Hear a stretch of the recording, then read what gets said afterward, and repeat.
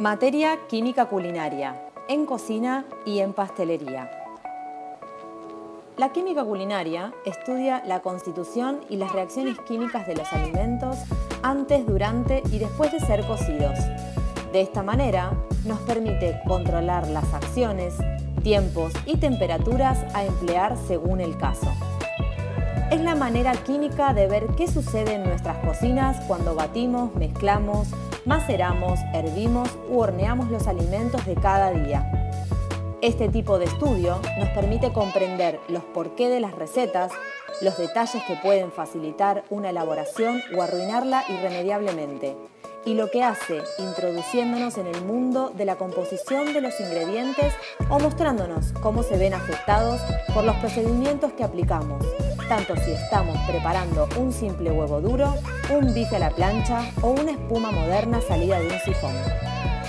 Transferencia de calor. La conducción o contacto es el paso del calor a través de un sólido al alimento o de un sólido a otro. La convección es el paso del calor a través de los líquidos y gases. La radiación es la transferencia del calor proveniente de un objeto caliente en línea recta. En el apunte teórico encontrará varios ejemplos. Soluciones. Una solución es un material en el que iones o moléculas individuales se dispersan en un líquido, es decir, la mezcla de un soluto y un solvente. Bueno, vamos a ver de la clase de química los solventes y el soluto. Vamos a ver cómo mezclar o diluir un ingrediente dentro de otro, ¿sí? Tenemos acá agua, que sería nuestro solvente, y por ejemplo a uno le voy a agregar sal, que sería nuestro soluto, y vamos a mezclarlo para ver si tenemos una disolución o una solución. A mezclar el agua con la sal se disuelve y ahí tenemos una solución o disolución estable, ¿sí? En el caso de querer medir el pH, el potencial hidrógeno, que luego vamos a hablar de eso, acá estaríamos rondando un potencial de 7, ¿sí? Por otro lado, voy a mezclar polvo de hornear también con agua y vamos a ver si tenemos una disolución. Por el momento el agua se va a volver blanca porque el polvo de hornear es una mezcla de acidez con almidón que luego en el horno a través del calor va a hacer efervescencia. En este caso, como el polvo de hornear tiene un poco de acidez, si medimos el pH o potencial hidrógeno, tendríamos un pH menor a 7. Ahí va. Y por otro lado, vamos a mezclar, vamos a agregar un poco más de solvente, de agua, y lo voy a mezclar con bicarbonato. Ahí está. Para ver si tenemos disolución. Seguramente vamos a tener disolución. Luego de un reposo el agua se va a volver translúcida, igual que la sal o el azúcar. Pero acá si medimos el pH o potencial hidrógeno vamos a tener alcalinidad, o sea, un número superior a 7, que en próximos capítulos vamos a ver unos gráficos. Bien, entonces acá tenemos lo que es un ejemplo de soluciones y ahora vamos a ver un ejemplo más. Vamos a ver un último ejemplo. Voy a agregar un poco de acheto balsámico. Por ejemplo, podría agregar agua y tendríamos otra solución más, también estable, con un pH ácido, o sea, inferior a 7.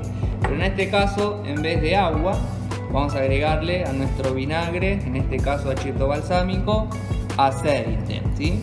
El aceite, como verán, queda flotando en la superficie sobre el acheto o medio acuoso.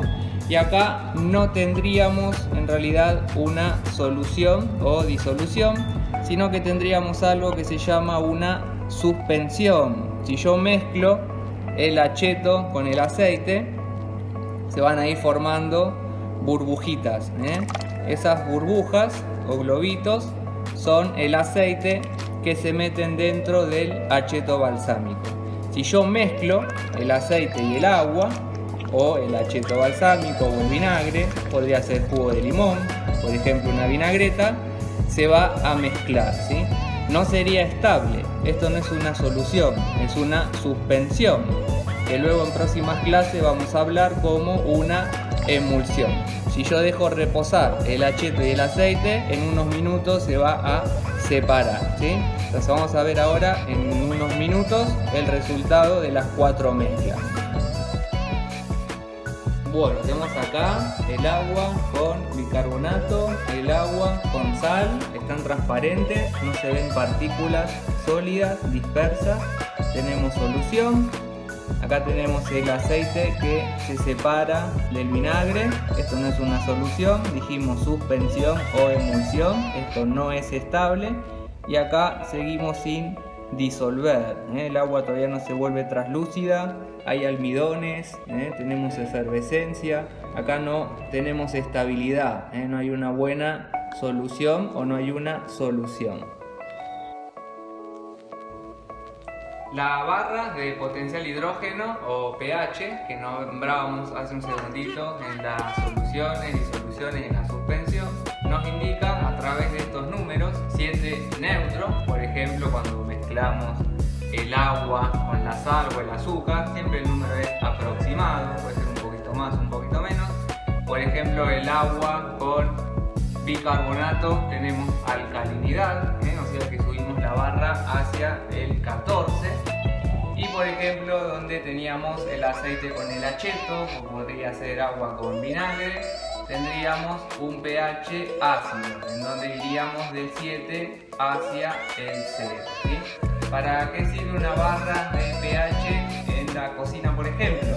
Sería para saber, una conserva, si va a durar en el tiempo o no. Por ejemplo, uno hace una salsa de tomate, la quiere envasar, saber que no se va a echar a perder, tendríamos que buscar un pH o una acidez que ronde entre el 4 y el 5, ¿sí? Otro ejemplo sería en los productos, los embutidos, los jamones, los fiambres, también se busca este pH, que esa acidez lo que hace es mantener alejada por mucho más tiempo a las bacterias. Ese sería un ejemplo de potencial hidrógeno. Pasemos ahora a los vegetales. Estos son plantas cultivadas por el hombre para su consumo. La clasificación más común es de acuerdo a la parte de la planta a la cual pertenece y se consume: raíz, frutos, brotes, tallos, hojas, flores o vainas. Contienen en general un 80% de agua y eso los hace altamente sensibles a las temperaturas ambientales altas y bajas. Los vegetales contienen pocas grasas y proteínas y comparándolas con las frutas tienen menos azúcar y más almidón. El almidón de las verduras se transforma en glucosa durante el almacenamiento a temperaturas inadecuadas. En las frutas, el almidón se transforma en fructosa y en sacarosa durante la maduración, proceso muy favorable. Las verduras contienen almidón, sales minerales, azufre, vitamina C y en general las frutas son más ácidas que las verduras, con excepción del tomate, que tiene un pH 4. Hablemos ahora de los pigmentos. Estos son los responsables de los colores en cualquier sustancia. Muchos de estos pigmentos se encuentran en los vegetales, en pequeños paquetes alrededor del borde celular. Veámoslos gráficamente.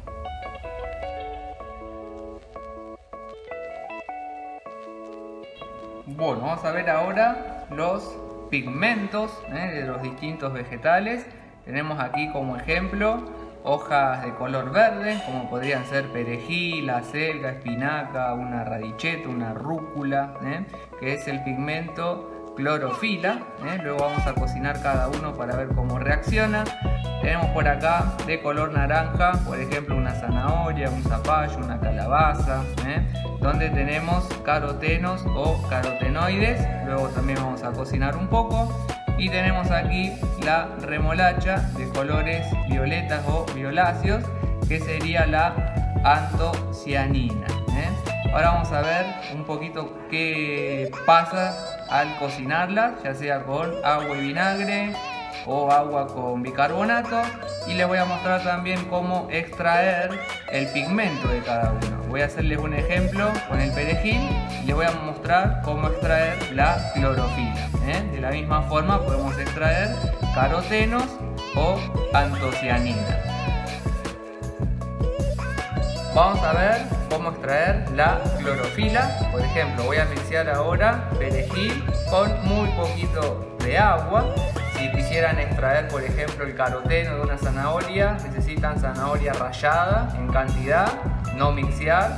Y en el caso de la remolacha también necesitan rallarla y no mixearla. Solo vamos a mixear aquel vegetal de color verde y ahora vemos cómo seguimos.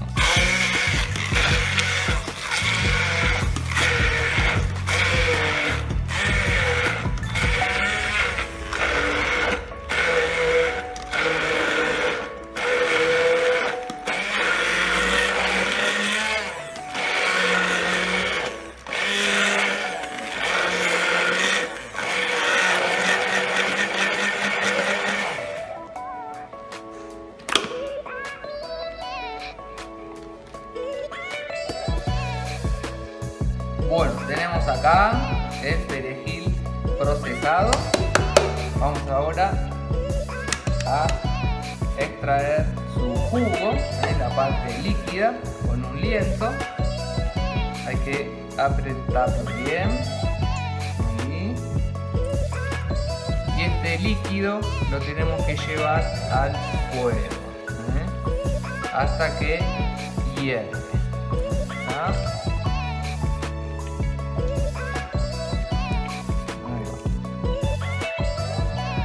Bueno, vamos a poner a hervir nuestra agua de perejil. Va a empezar a hervir y se va a separar por un lado el agua transparente del mismo perejil y por otro lado esa pastita que ahora vamos a retirar, que sería la clorofila. Vamos a apagar. De la misma forma pueden sacar el caroteno y la antocianina.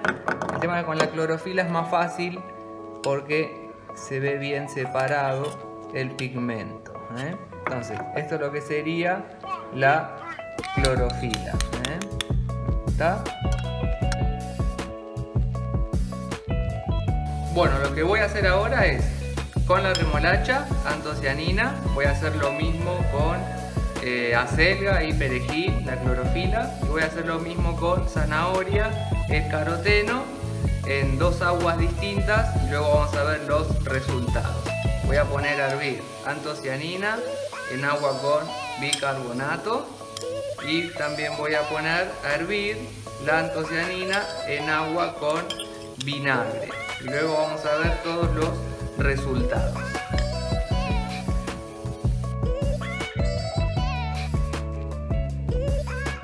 Bueno, tenemos acá algunos resultados de cocción. Teníamos la clorofila que habíamos extraído al principio para mostrar cómo extraer pigmento simplemente. Y acá tengo clorofila hervida, muy poco tiempo, lo hervimos unos 10 segundos. La idea es ver cómo reacciona su color, su pigmento. Fíjense, se mantiene bien verde. Acá herví un poco de acelga durante 5 minutos. Fíjense cómo la clorofila se degrada o pierde demasiado su color. Entonces conviene clorofila, cocciones bien cortas, bien rápidas. Tenemos acá zanahoria que hervimos con bicarbonato, zanahorias que hervimos con vinagre. Podría hacer lo mismo con sal, es simplemente para ver cómo reacciona. Fíjense que guardé el agua de cocción y no ha cambiado de color, ¿sí? Acá lo que tenemos es que el carotenoide es súper resistente a las cocciones, ya sea cocciones largas, cocciones cortas o con agregado de medios ácidos o alcalinos. Es mínima el cambio de color. Y en el caso de la antocianina, acá tenemos antocianina, esta se hirvió con vinagre, mantuvo bastante su color natural con un medio ácido, pero fíjense cómo la antocianina también va hacia el líquido, cómo se tiñó el líquido de cocción. Entonces este es con vinagre, está cocinado. Y acá tenemos uno cocido con bicarbonato. Y fíjense cómo se malogró el color de la antocianina, se volvió verde. El tema del bicarbonato es el siguiente: no conviene nunca cocinar con bicarbonato porque te cambia la textura del vegetal, te lo degrada, te lo hace puré, no queda muy buena la textura después de la cocción. Entonces tenemos acá unos ejemplos de pigmento y cómo reaccionan a la cocción. Pardeamiento enzimático u oxidación. Es la transformación de compuestos fenólicos en polímeros coloreados y ocurre cuando son liberadas las enzimas por efectos de cortes, golpes, lavado, exceso de maduración, y para su formación es imprescindible oxígeno y humedad. Provoca colores pardos, rojizos o negros y se produce solamente en frutas y verduras. La textura de las frutas tiende a deteriorarse si se las almacena durante mucho tiempo en condiciones de temperaturas ambientales. El nutriente más valioso de las frutas es la vitamina C, ácido ascórbico, y a menos que estén a temperaturas de refrigeración, la vitamina C se pierde durante el almacenamiento. La acidez de las frutas ayuda a retener la vitamina C, pero en algunos casos la pérdida es absoluta. El pardeamiento enzimático puede ser beneficioso en algunos procesos de tratamiento de la fruta, que se da con mayor importancia en el deshidratado de frutas tipo pasas, uvas, dátiles, y para la extracción de jugo de la uva en los procesos de vinificación. Veámoslos a continuación. Bueno, vamos a ver ahora las enzimas de pardeamiento, o vamos a hablar un poquito de por qué se oxidan algunos que otros productos. Por ejemplo, tengo acá una manzana roja que la vamos a rallar y vamos a ver cómo reacciona en un instante con el oxígeno, ¿sí? Entonces tengo acá ejemplo número 1, una manzana roja rallada. Vamos a dejar un poquito en una mezcla de agua con vinagre, podría ser jugo de limón o ácido ascórbico, y por otro lado vamos a rallar una manzana verde, y vamos a ver luego los resultados. ¿Está? Bueno, vamos a dejar reposar.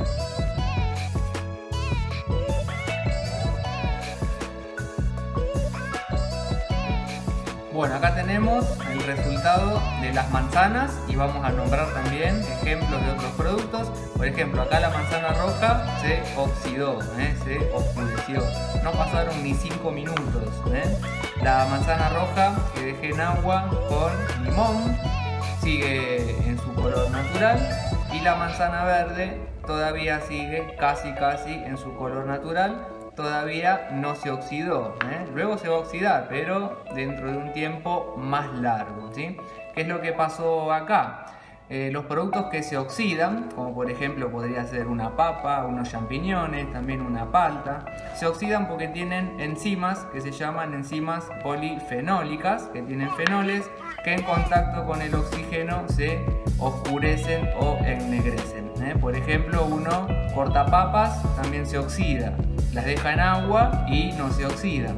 Las dejo en agua con un medio ácido y se mantienen blancas por mucho más tiempo. Entonces, ¿qué es lo que queremos lograr acá?